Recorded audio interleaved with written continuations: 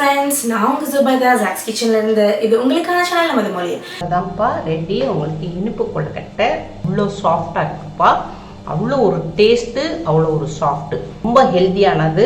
அதனால உங்கள் வீட்டில் செஞ்சு பாருங்கள். இப்போப்பா நம்ம கல் எடுத்துருக்கோம். இந்த கல்லில் நம்ம ஒரு 3 ஏலக்காய் போட்டுக்கிடுவோம். 3 ஏலக்காவையும் இப்படி தட்டிக்கிடுவோம். இப்படி நம்ம தட்டிட்டு அந்த ஏலக்காவுடைய விதையை மட்டும் நம்ம எடுத்துக்கிடுவோம். தோல் தேவையில்லை. ஏலக்காவுடைய விதையை மட்டும் எடுத்துக்கிட்டோம்ப்பா.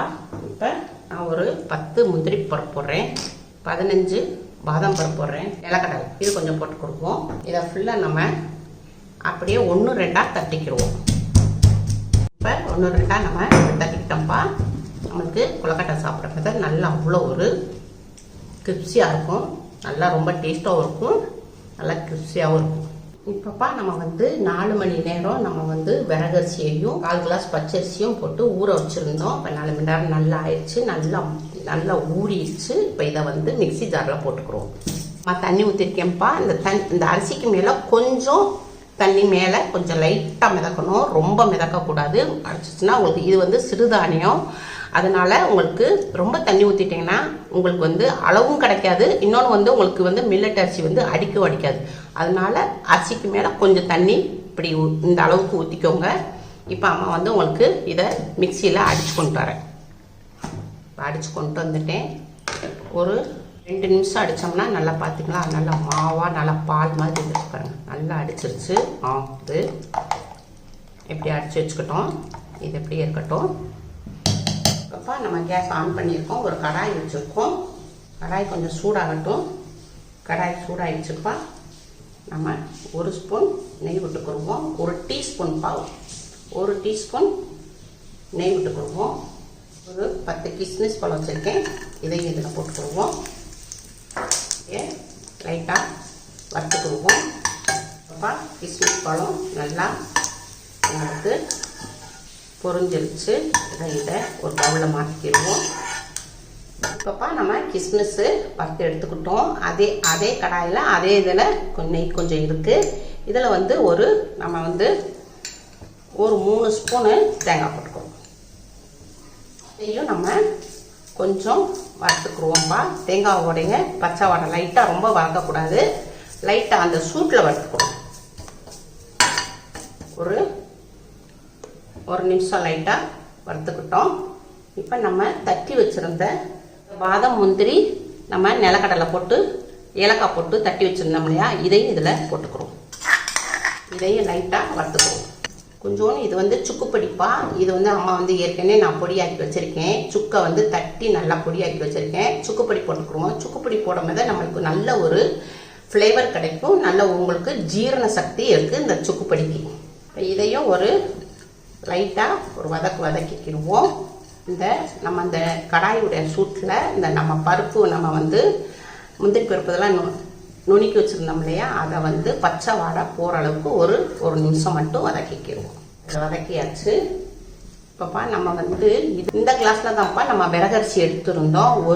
ஒரு கிளாஸ் எடுத்துருந்தோம். அதே கிளாஸில் நம்ம வெல்லம் எடுத்துக்கிடுவோம். வெல்லம் எவ்வளோ வேணுமோ நம்ம அந்த அளவுக்கு போட்டுக்கிடுவோம். நான் இப்போ 1/2 கிளாஸ் எடுத்திருக்கேன். உங்களுக்கு இனிப்பு ஜாஸ்தியாக வேணும்னா, அதிகமாக வேணும்னா நீங்கள் 3/4 கிளாஸ் எடுத்துக்கோங்க. நான் அம்மா 1/2 கிளாஸ் எடுத்திருக்கேன்ப்பா. இதையும் இதில் போட்டுக்கிடுவோம். வெல்லம் நல்லா சுத்தமான வெல்லம்ப்பா, மண்ணு எதுவும் இல்லை, நல்ல நயமான வெல்லம். உங்களுக்கு வேணும்னா நீங்கள் தனியாக ஒரு சட்டியில் கொஞ்சோண்டு தண்ணி ஊற்றுங்க. ஒரு 2 ஸ்பூன் தண்ணி ஊற்றி இந்த வெல்லத்தை போட்டிங்கன்னா மெல்ல நல்லா மெல்ட் ஆயிரும். அப்போ அதை நீங்கள் மாவில் போட்டு பிசைஞ்சுக்கலாம். இதையும் இதில் போட்டுக்கிடுவோம். இதையும் லைட்டாக நம்ம கொஞ்சம் வதக்கிக்கிடுவோம். கடாய் நல்லா சூட்டில் இருக்குது. மீடியத்தில் தான்ப்பா வச்சுருக்கோம். நம்ம ரொம்ப ஹையில் வைக்கக்கூடாது, கரைஞ்சு போயிடும். எல்லா சத்துக்களும் வேற நம்ம போட்டிருக்கக்கூடிய சத்துக்களும் போயிடும். அதனால் மீடியத்தில் வச்சு நம்ம இதை வதக்கிக்கிறோம். இப்போ அவ்வளோதான்ப்பா. இதை ஆஃப் பண்ணிடுவோம். மெல்ட் ஆயிடும். இந்த சூட்லேயே வெல்லம் நல்லா மெல்ட் ஆயிடும். இப்போ கேஸை ஆஃப் பண்ணிடுவோம். இப்போப்பா நம்ம கேஸ் ஆன் பண்ணியிருக்கோம். ஒரு கடாய் வச்சுருக்கோம். இப்போ இந்த கடாய் சூடாக்கிட்டு இருக்கு. இப்போ நம்ம மில்லட் அரிசியில் விறகரிசி இருக்குல்லப்பா, நம்ம இதை நம்ம நல்லா மாவாக்கியிருக்கோம்ல, இதை நம்ம குக்கரில் ஊற்றிக்கிடுவோம். இதை இப்போப்பா நம்ம வந்து அடுப்பை வந்து சிம்மில் வச்சு இப்படி நம்ம கைவிடாமல் நல்லா கிண்டிக்கிட்டே இருக்கணும். கிண்ட கிண்ட நம்மளுக்கு வந்து நல்லா மாவு வந்து கொஞ்சம் வேகும். இப்போப்பா நம்ம ஒரு சிட்டிக்கை லைட்டாக கொஞ்சமாக நம்ம உப்பு போட்டுக்கிடுவோம். அந்த வெல்லம் நம்ம போட்டிருக்கோம் இல்லையா, அப்போ இது வந்து கொஞ்சோண்டு இந்த பூ போடமே தான் நம்மளுக்கு ரொம்ப தூக்கலாக இருக்கும். அந்த வெல்லம் உடையது ரொம்ப போட்டுறாதீங்க, ஆனால் வெல்லம் உடையது நல்லா இருக்காது. சும்மா ஒரு லைட்டாக போடுங்க. போட்டிங்கன்னா உங்களுக்கு வெல்லம் வந்து நல்லா இனிப்பாகவும் நல்லா கரெக்டாக இருக்கும். இப்படியே நம்ம கைவிடாமல் நம்ம வந்து மாவு வந்து கெட்டியாகிற அளவுக்கு நம்ம அப்படியே கிண்டிக்கிட்டே இருக்கணும்ப்பா. கீழே மாவு வந்து நல்லா வேகவும் செய்யணும். இன்னொன்று வந்து வேக வேக நம்மளுக்கு இந்த தண்ணி வந்து நல்லா உறிஞ்சி கெட்டி ஆகும். இப்படி கிண்டிக்கிட்டு இருப்போம். ஒரு 5 நிமிஷத்துக்கு ஆகும். பாருங்கள், நல்லா இப்போ நல்லா கெட்டி ஆகிட்டு வருது. இப்படி நம்ம கிண்டணும்ப்பா. கிண்டுனா தான் நம்மளுக்கு கரெக்ட் லெவல் கிடைக்கும். அடுப்பு நல்லா ஸ்லோவில் வச்சுக்கோங்கப்பா. இப்போ அடுப்பு வந்து உங்களுக்கு ரொம்ப ஸ்லோவில் வச்சிடணும். வச்சுட்டு நம்ம வந்து இப்போ நம்ம வச்சுருக்கோம் இல்லையா, வதக்கி வச்சுருக்கோம்ல, இதை வந்து நம்ம இந்த மாவில் போட்டு கிண்டிக்கணும். இந்த மாவில் போட்டுருவோம்.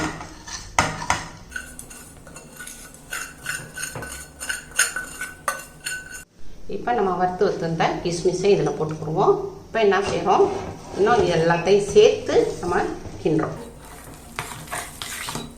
கொஞ்சம் டைட்டாக தான்ப்பா இருக்கும். அந்த வெல்லம் போட்டிருந்தோம் இல்லையா, அது வந்து அப்படியே அவங்களுக்கு இலகுது. கைவிடாமல் அப்படி கிண்டணுமா, இல்லாட்டா கட்டி விழுந்துடும் உங்களுக்கு. இங்கே வந்து எல்லாம் மொத்தமாக சேர்ந்துருப்பாங்க. இப்போ அப்படி கரண்டியை வச்சு நம்ம இப்படி எடுத்து விட்டுறோம். இதையும் நல்லா மசிச்சு விட்ருவோம்.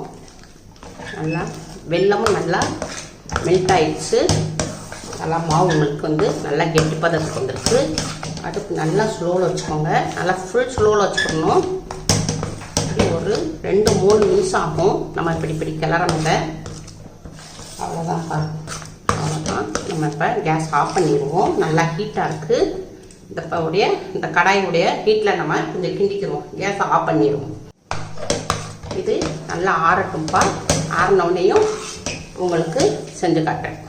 நம்ம வந்து இனிப்பு கொழுக்கட்டைக்கு நம்ம வந்து வெல்லம் போட்டோம் இல்லையா, வெல்லம் போட்டனால நம்ம வந்து அது வந்து வெல்லம் வந்து நல்லா உங்களுக்கு வெந்து நல்ல மாவோடு செட் ஆகி மாவும் வெந்து உங்களுக்கு அது அப்படியே திரண்டு இப்படி வரணும்.